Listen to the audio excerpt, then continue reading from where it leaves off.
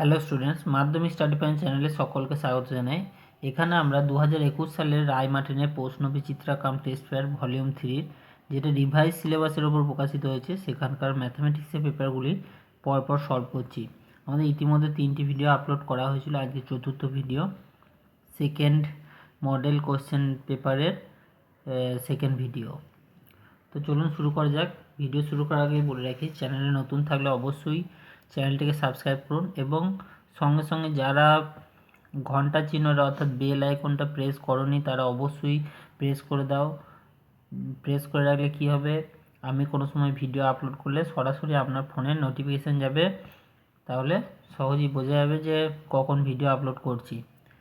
আর যত সম্ভব বন্ধুদের সঙ্গে শেয়ার করে দাও ভিডিওগুলো। তো চলো শুরু করা যাক। আমরা চলে এসেছি পরমানন্দপুর জগন্নাথ ইনস্টিটিউশনের মডেল কোশ্চেন পেপার 2 এর সেকেন্ড ভিডিও, অর্থাৎ এখানে 4 দাগের কোশ্চেনগুলো থেকে করব। 4 দাগের কোশ্চেনের প্রথম কোশ্চেন দেওয়া আছে, এ এবং এ ও বি একটি ব্যবসায় 3:2 অনুপাতে লগ্নি করেন টাকা, ঠিক আছে। এবার বার্ষিক 5% লাভের 5% সমাজসেবায় খরচ করার পর এ এর লাভের পরিমাণ 8,550 টাকা হলে ওই ব্যবসায় লাভের পরিমাণ কত ছিল, ঠিক আছে, বার করতে হবে। তাহলে প্রথমে এদের মূলধনের অনুপাত 3:2 বলে দিয়েছে। 5% সমাজসেবায় খরচ করে, তাও এর লাভ হচ্ছে 8,550 টাকা। তাহলে কতটা লাভ হয়েছিল ওই ব্যবসায়? লাভ এখানে এক্স ধরে নেব, মোট লাভ ধরে নিয়েছি এক্স টাকা, লাভের 5% বার করে নেবো। তাহলে এখানে 5x/100 হয়ে যাবে। 5 দিয়ে একে কাটলে 5 কুড়ি 100, তাহলে x/20 টাকা, ঠিক আছে। এটা লাভের 5%। তাহলে বাকি লাভ কত হবে? বাকি লাভ কত হবে? এক্স থেকে x/20 বিয়োগ এক্স যুক্ত x/20, এটা বিয়োগ করলে হয়ে যাবে 19x/20 টাকা, ঠিক আছে। এই 19x/20 টাকার মধ্যে এ কত পাবে বার করব। তাহলে 19x/20 টাকার মধ্যে এ পাবে, অনুপাতটা দিয়েছিল 3:2, তাহলে 19x/20 ইন্টু 3/5 হয়ে যাবে এখানে, ঠিক আছে। তাহলে এখানে গুণ করলে হয়ে যাবে, এখানে তলায় হয়ে যাবে 5 কুড়ি 100 আর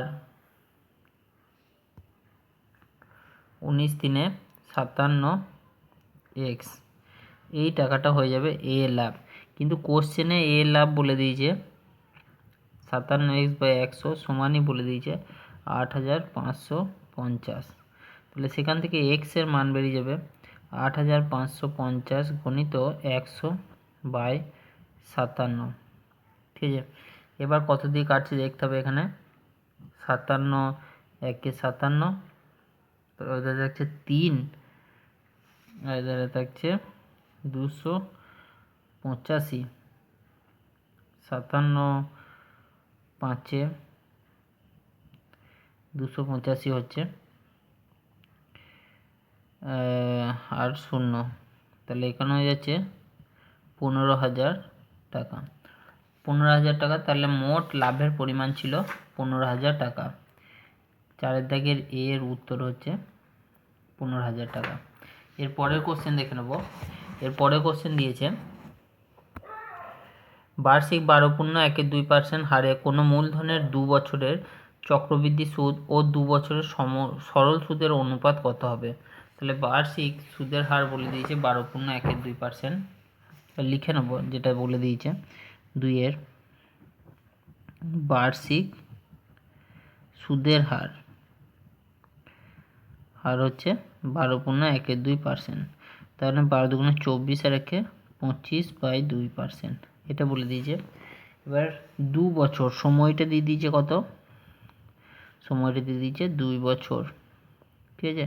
আসলটা বলে দেয় নাই, আসলটাও ধরে নিলাম পি টাকা, আসলটা পি টাকা ধরে নিলাম। দিয়ে আমরা প্রথমে সরল সুদ বার করছি। সরল সুদ হবে P/100, তাহলে সেখান থেকে পি এর মান তো পি হবে, আর এর মান হচ্ছে 25/2, ইন্টু টি এর মান হচ্ছে 2/100, 2 কেটে গেল আর 25 4 100, তাহলে এখানে হয়ে যাচ্ছে p/4 টাকা। এটা হচ্ছে সরল সুদ বেরিয়ে গেল। এরপর আমরা চক্রবৃদ্ধি সুদ বার করব 2 বছরের চক্রবৃদ্ধি সুদ। চক্রবৃদ্ধি সুদ কী করে বেরোবে? p ইন্টু 1 প্লাস r/100, মানে 25/2/100 to the power n, n এর মান হচ্ছে 2, এখানে মাইনাস p। এটা হচ্ছে চক্রবৃদ্ধি সুদের সূত্র। তাহলে p দি ব্র্যাকেটে 25 4 100, তাহলে এখানে হয়ে যাচ্ছে 1 প্লাস 1/8 স্কোয়ার মাইনাস p, তাহলে এখানে হয়ে যাচ্ছে p into 9/8 square minus p, তাহলে p ইন্টু 81/64 মাইনাস p। যদি ক্যালকুলেশন করা হয় তাহলে হয়ে যাবে 81p মাইনাস 64p/64। এটা ক্যালকুলেশন করলে হয়ে যাবে 4 এধারে 6 আর 11 15 হচ্ছে, ঠিক আছে, সরি এখানে 6 আর এধারে 11 17 হচ্ছে, 17p/64। এটা হচ্ছে চক্রবৃদ্ধি সুদ, ঠিক আছে। এবার বলেছে চক্রবৃদ্ধি সুদ ও সরল সুদের অনুপাত কত হবে? 17p/64 অনুপাত p/4। তাহলে p যদি চলে যায় আর 16 4 16 64, তাহলে 17/16 হয়ে যাবে এই কোশ্চেনের সঠিক উত্তর। তাহলে চক্রবৃদ্ধি সুদ আর সরল সুদের অনুপাত হচ্ছে 17/16। এর পরের দাগের কোশ্চেন দেখে নেব। এর পরের দাগের কোশ্চেন দিয়েছে বার্ষিক সরল সুদের হার কত হলে 5 বছরের সুদ আসলের 1/4 হবে। এবার কোশ্চেনে বলে দিয়েছে 5 বছর, তাহলে এখানে সময়টা হয়ে যাবে 5 বছর, ঠিক আছে। 3 দাগের কোশ্চেন বলেছে সুদটা হচ্ছে আসলের 1/4, তাহলে আমরা ধরে নিচ্ছি আসলটা হচ্ছে p টাকা, তাহলে সুদটা হয়ে যাবে p/4, কারণ আসলের 1/4 p/4 টাকা, এটা হচ্ছে সুদ। এবার সুদের হার বার করতে দিয়েছি, যেহেতু সরল সুদের অঙ্ক, তাহলে r সমান আমরা জানি i গণিত 100 বা i হচ্ছে pt। তাহলে এখানে i এর মান হচ্ছে p/4 ইন্টু 100 বাই p, আর t এর মান হচ্ছে 5। তাহলে 4 25 100 25 5 5 25 আর p কেটে গেল, তাহলে r এর মান বেরিয়ে গেল 5%। তাহলে 5% এই কোশ্চেনের সঠিক উত্তর। এর পরের দাগের কোশ্চেন দিয়েছে p/q = 5:7 এবং p-q = -4 হলে 3p + 4q এর মান কত? তাহলে p/q সমান 5:7 বলে দিয়েছে, তাহলে সেটা এখানে লিখে নেব যে p/q, এটা 4 নম্বর দাগের কোশ্চেন, সমান হচ্ছে 5:7। তাহলে আমরা ধরে নিচ্ছি p = হচ্ছে 5k আর q = হচ্ছে 7k। এখানটায় লিখতে হবে যেখানে k একটি বাস্তব সংখ্যা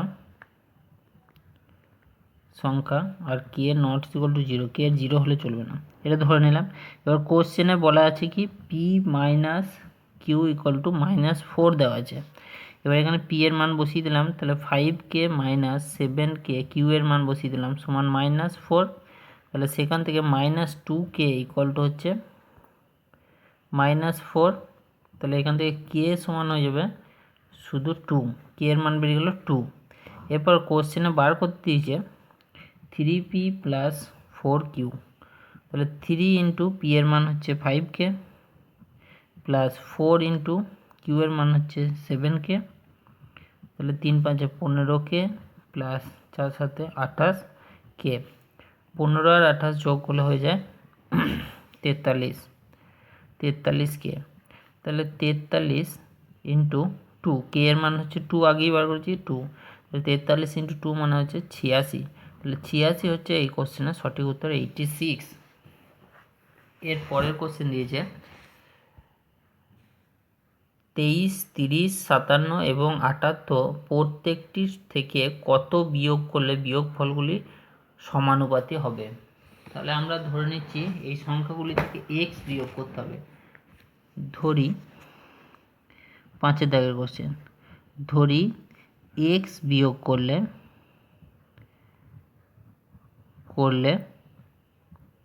সমানুপাতি হবে। হাতের লেখা একটু খারাপ হচ্ছে, হবে x বিয়োগ করলে সমানুপাতি হবে। তো যদি সমানুপাতি হয় তাহলে অতএব আমরা কি লিখতে পারি, 23 মাইনাস এক্স অনুপাত 30 মাইনাস এক্স সমানুপাত 57 মাইনাস এক্স অনুপাত 78 মাইনাস এক্স। এবার এটাকে আমরা বাই করে লিখতে পারি, 23 মাইনাস এক্স বাই হচ্ছে 30 মাইনাস এক্স সমান এই ধারেও হয়ে যাবে 57 minus X by 78 minus X. এরপর এটা কোনাকুনি গুণ করতে হবে, বজ্র গুণন। তাহলে কোনাকুনি গুণ করলে এটা যদি গুণ করা হয় তাহলে 0, 3 7 21 1, 3 5 15, 16 17, 1710 minus 30x minus 57x plus x square, এটা হচ্ছে। আর এই কোণে গুণ করলে 23 আর 78 গুণ করলে কত হচ্ছে, 8 3 24 4, 7 3 21, 22 23, আর 2 16 6, 7 2 14 15, 4 9 7 1, 1 7 1794 minus 78x minus 23x plus x square, এটা হচ্ছে কোনাকুনি গুণ করে। এবারে এক্স জাতীয় পদগুলোকে যদি এক ধারে নিয়ে আসা হয় তাহলে এখানে minus 30x minus 57x plus x square এইদিকে যেমন আছে তেমনি, আর এইগুলো যদি বাঁ ধারে নিয়ে আসা হয় তাহলে প্লাস 78x হয়ে যাবে, এটা হয়ে যাবে প্লাস 23x, আর এটা হয়ে যাবে মাইনাস এক্স স্কোয়ার সমান 1794 তো আছেই মাইনাস 1710। এবার ক্যালকুলেশন এখানে এক্স স্কোয়ার কেটে যাবে, আর এখানে 78 আর 20 90 90 আর 11 101 হচ্ছে, এই দুটো যোগ করে 101 থেকে 30 বাদ গেলে 71 থেকে আবার 57 বাদ গেলে হচ্ছে 14x সমান হয়ে যাচ্ছে, এটা বিয়োগ করলে কত হচ্ছে 4 8 84 হচ্ছে। তাহলে বা x সমান হয়ে যাবে 84/14, এখানে 2 দিয়ে কেটে যাবে 42, 2 7 7 6 42, আবার ডাইরেক্ট কাটতে যেতে 6 14 84, তাহলে x সমান হয়ে গেলো 6। তাহলে কত বিয়োগ করতে হবে, 6 বিয়োগ করতে হবে, আর লিখলাম না, এটা 6 বিয়োগ করতে হবে। তারপরেও কোশ্চেন দিয়েছে AOB বৃত্তের ব্যাস, AOB বৃত্তের একটি ব্যাস, সি বৃত্তের ওপর একটি বিন্দু, অ্যাঙ্গেল OBC সমান 60 ডিগ্রি হলে অ্যাঙ্গেল OCA সমান কত। তাহলে একটা বৃত্ত এঁকে নিচ্ছি, এইখানটাতেই করে নিচ্ছি। প্রথমে একটা বৃত্ত এঁকে নিচ্ছি, বৃত্ত এর AOB হচ্ছে ব্যাস, AOB। এবার সি হচ্ছে বৃত্তের ওপরে একটা বিন্দু, সি হচ্ছে বৃত্তের ওপরে একটা বিন্দু, এই দুটো যোগ করা হয়েছে। এবার কোশ্চেনে বলে দিয়েছে OBC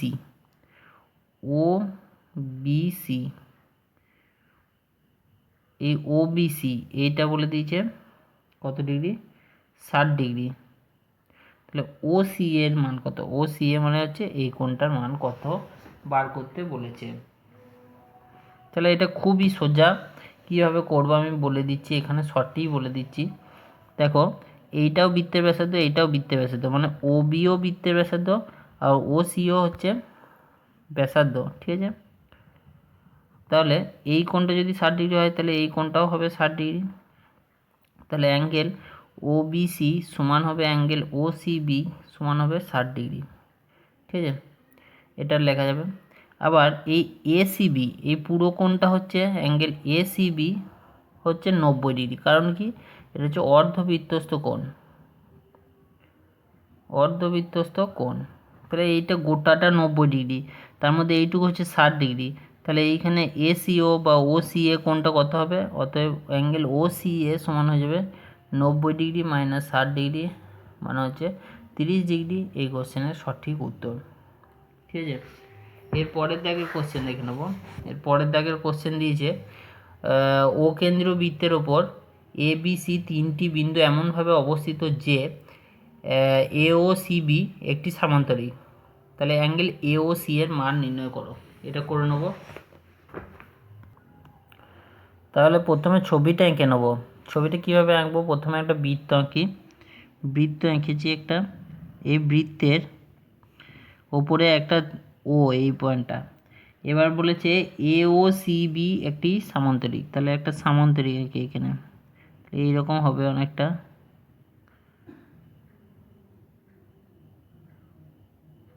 এটা একটা সামান্তরিকের মতোই দেখতে হয়েছে, অনেকটা হাতে আঁকছি বলে অতটা ভালো হচ্ছে না। যাই হোক, এ ও সি বি এটা হচ্ছে একটা সামান্তরিক। ঠিক আছে, এবার কোশ্চেনে জিজ্ঞাসা করছে এ ও সি এর মান কত, মানে এই কোণটার মান কত। এবার আমি একটা লজিক দিচ্ছি, দেখো যে যেহেতু এ ও সি বি সামান্তরিক, এটা তো সামান্তরিক এ ও সি বি, তাহলে অবশ্যই এ বির সঙ্গে ও সি সমান হবে। এ বি সমান ও সি, সামান্তরিকের বিপরীত বাহু। আর ও এর সঙ্গে বিসি সমান, ও এ সমান বিসি। ঠিক আছে, এগুলো লেখা হলো।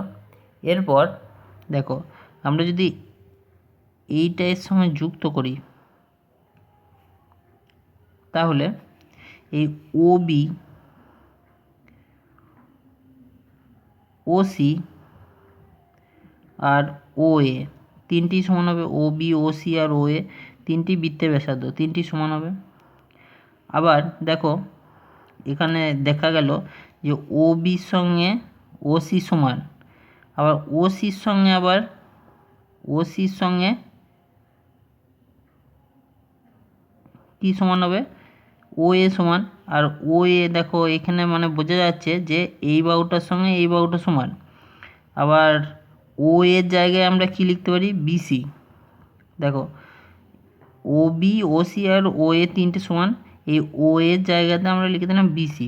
তাহলে আমরা দেখতে পেলাম যে ও বি ও সি আর বিসি তিনটি সমান। তাহলে এই ত্রিভুজটা কী ত্রিভুজ? সমকোণী ত্রিভুজ, সমবাহু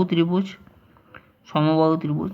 তাহলে অ্যাঙ্গেল বিসি ও বিওসি সমান কত ডিগ্রি হবে?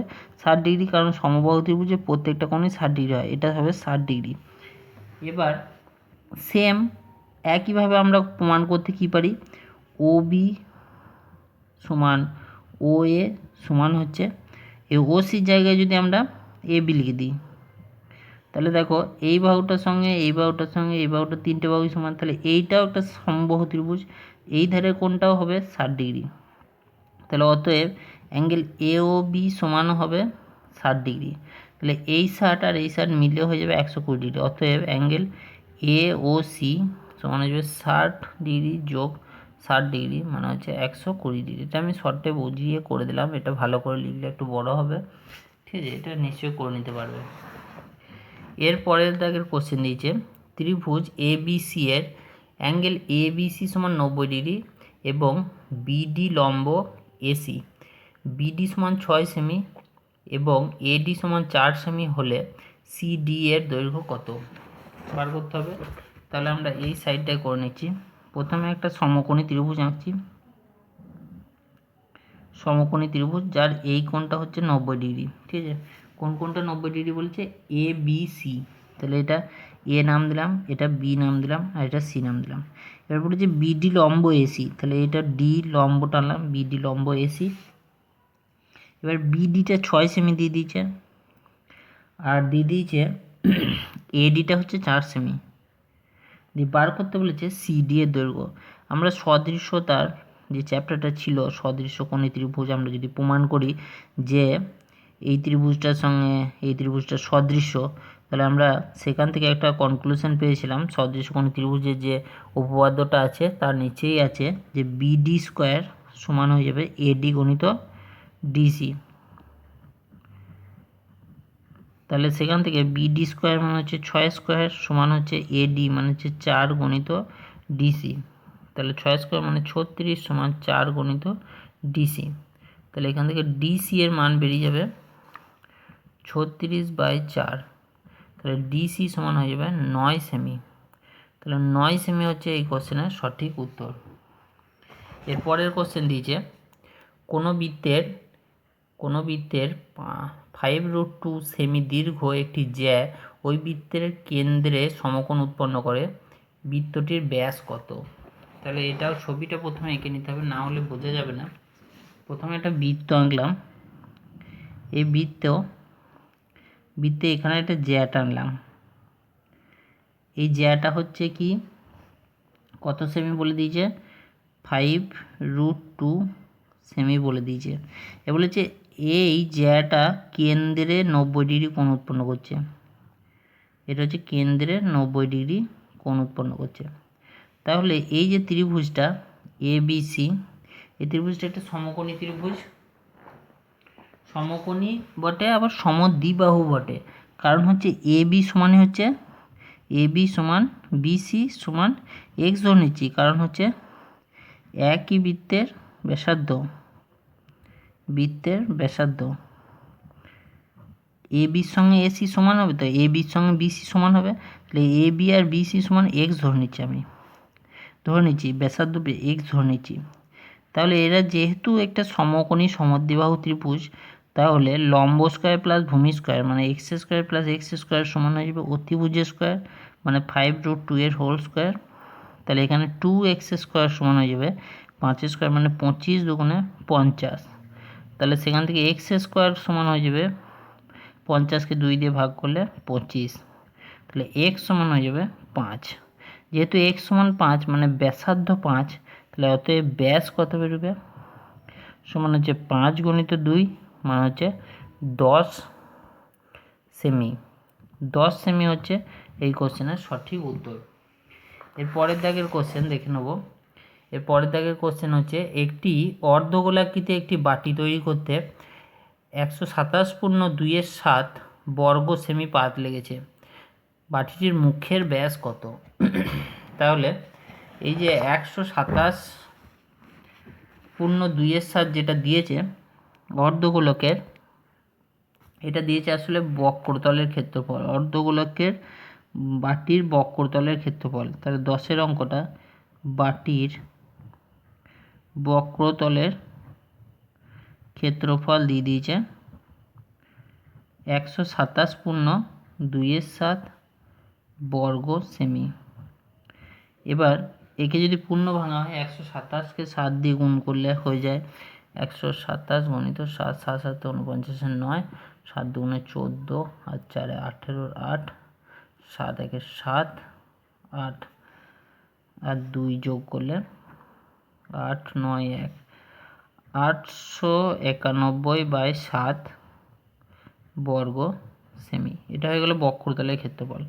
আমি ধরে নিচ্ছি বাটির মুখের ব্যাসার্ধ ধরে নিচ্ছি আর সেমি, ঠিক আছে। তাহলে যেহেতু বক্রতলের ক্ষেত্রফলের সূত্র হচ্ছে 2πr², 2πr² সমানই হচ্ছে 891/7। সেখান থেকে 2 × 22/7 × r² সমান হচ্ছে 891/7। তাহলে সেখান থেকে r² সমান বেরিয়ে যাবে 891/7 গণিত 2টা ওইদিকে গেলে 1-এর 2 হয়ে যাবে, আর 22-এর 7টা ওইদিকে গেলে উল্টে যাবে, 7-এর 22 হয়ে যাবে। এবার 7 7 কেটে গেল, 11 দিয়ে 11 দুগুণে 22, 11 81, ঠিক আছে। তাহলে উপরে হয়ে গেল r² সমান 81/4। তাহলে r² সমান যদি 81/4 হয়, তাহলে r সমান হয়ে যাবে √81/4 মানে হচ্ছে 9/2। কিন্তু ব্যাস বার করতে বলেছে, তাহলে ব্যাস সমান হয়ে যাবে 9/2 গণিত 2, 2 2 কেটে গেলে 9 সেমি হচ্ছে বাটিটির মুখের ব্যাস। এই কোশ্চেনের উত্তর। এর পরের কোশ্চেন দিয়েছে একটি লম্ববৃত্তাকার চোঙের ব্যাসার্ধের দৈর্ঘ্য 50% হ্রাস এবং উচ্চতা 50% বৃদ্ধি করলে আয়তনের শতকরা কত পরিবর্তন হবে? তাহলে এটা করে নেবো আমরা, এই সাইডে করে নিচ্ছি। তাহলে প্রথমে ধরে নিচ্ছি, এটা 11 দাগের অঙ্ক। ধরি চোঙের ব্যাসার্ধ ধরে নিচ্ছি আর একক, আর উচ্চতা ধরে নিচ্ছি এইচ একক। তাহলে আয়তন কত হবে? পাই আর স্কোয়ার এইচ ঘন একক। ঠিক আছে, এবার 50% বৃদ্ধি হ্রাস করলে ব্যাসার্ধ হবে কত হবে? আর মাইনাস 50r/100। এটা ক্যালকুলেশন করলে 2 দিয়ে কাটা যায়, তাহলে আর মাইনাস r/2 না r/2 একক। আর 50% বৃদ্ধি করলে উচ্চতা হবে কত হয়ে যাবে? সমান হচ্ছে h প্লাস 50h/100। এখানে কাটাকাটিগুলো 2 দিয়ে যাবে, h প্লাস h/2 মানে হচ্ছে 3h/2 একক। তাহলে এখন আয়তন কত হবে? এখন আয়তন হবে পাই আর স্কোয়ার এইচ। তাহলে পাই আর এর জায়গায় এখানে r/2 স্কোয়ার ইন্টু এইচ এর জায়গায় হয়ে যাবে 3h/2। এটা যদি ক্যালকুলেশন করা হয় তাহলে হয়ে যাবে 3/8 পাই আর স্কোয়ার এইচ ঘন একক। তাহলে এবার আয়তনের শতকরা বৃদ্ধি বার করতে হবে। তাহলে অতএব আয়তনের পরিবর্তন, আয়তনের এখানে হ্রাস হয়েছে না বৃদ্ধি হয়েছে? আগে ছিল পাই আর স্কোয়ার এইচ, এখন হচ্ছে 3/8 পাই আর স্কোয়ার এইচ, মানে হ্রাস হয়েছে। তাহলে আয়তন কত হ্রাস হয়েছে দেখছি, হ্রাস সমান হচ্ছে শতকরা হ্রাস একবারে করে নিচ্ছি। তাহলে আগের আয়তনটা থেকে এই আয়তনটা বাদ দিতে হবে। তাহলে pi r square h minus 3/8 pi r square h by আগেরটা মানে pi r square h into 100। এখান থেকে যদি pi r square h common না হয় তাহলে 1 মাইনাস 3/8 নিচে পাই আর স্কোয়ার এইচ যেমন আছে তেমনি ইন্টু 100 কেটে গেল এটা। তাহলে 1 মাইনাস 3/8 এটা ক্যালকুলেশন করলে হয়ে যাবে 5/8 ইন্টু 100। এবার 4 দিয়ে কাটলে 4 দুগুণে 8, 4 25 100। তাহলে 25 5 125/2, 125/2 করলে এখানে হয়ে যাবে 62.12%। 62.12% হচ্ছে এই কোশ্চেনের সঠিক উত্তর। এর পরের কোশ্চেন এবং এই ভিডিওর শেষ প্রশ্ন, একটি লম্ববৃত্তাকার শঙ্কুর উচ্চতা 12 সেমি এবং আয়তন 100 পাই ঘন সেমি হলে শঙ্কুটির ব্যাসার্ধ কত? তাহলে দেখো, এখানে শঙ্কুর ব্যাসার্ধ বার করতে বলেছে। তাহলে যেটা বার করতে বলেছে সেইটা আমরা ধরে নিচ্ছি শঙ্কুর ব্যাসার্ধ ধরে নিচ্ছি আর সেমি। ঠিক আছে, আর এখানে শঙ্কুর উচ্চতা বলে দিয়েছে হচ্ছে 12 সেমি। তাহলে শঙ্কুর আয়তন কত হবে? আয়তন সমান, আয়তনের সূত্র হচ্ছে 1/3 পাই আর স্কোয়ার ইন্টু এইচ এর মান হচ্ছে 12, 1/3 পাই আর স্কোয়ার এইচ। এবার এখানে 3 4 12, তাহলে এখানে 4 পাই আর স্কোয়ার ঘন সেমি। ঠিক আছে, এটা হয়ে গেল শঙ্কুর আয়তন। কিন্তু এই 4 পাই আর স্কোয়ারের মানই দিয়ে দিয়েছে 100 পাই। তাহলে সেখান থেকে আর স্কোয়ার সমান হয়ে যাবে 100 পাই বাই 4 পাই, পাই কেটে গেল, 4 25 সঙ্গে 100। তাহলে আর স্কোয়ার সমান হয়ে গেল 25। তাহলে আর এর মান বেরিয়ে গেল 5, √25 মানে 5। তাহলে ব্যাসার্ধ কত বেরোলো? শঙ্কুর ব্যাসার্ধ হচ্ছে 5 সেমি। এটাই এই কোশ্চেনের সঠিক উত্তর। এর পরের ভিডিওতে আমরা এর পরের মডেল কোশ্চেন পেপার করব। ঠিক আছে, কোশ্চেন পেপার 3 থেকে করব, ভিডিও ভালো লাগলে অবশ্যই বন্ধুদের সঙ্গে শেয়ার করুন আর লাইক কমেন্ট করে আপনাদের মতামত জানান কেমন হয়েছে, আরও কোথায় উন্নতি করা যাবে। যত শেয়ার করবেন তত আমাদেরও ভালো লাগবে, মোটিভেশন আসবে। আর অবশ্যই বেল আইকন প্রেস করে সাবস্ক্রাইব করে দিন। থ্যাংক ইউ ভিডিওটি দেখার জন্য।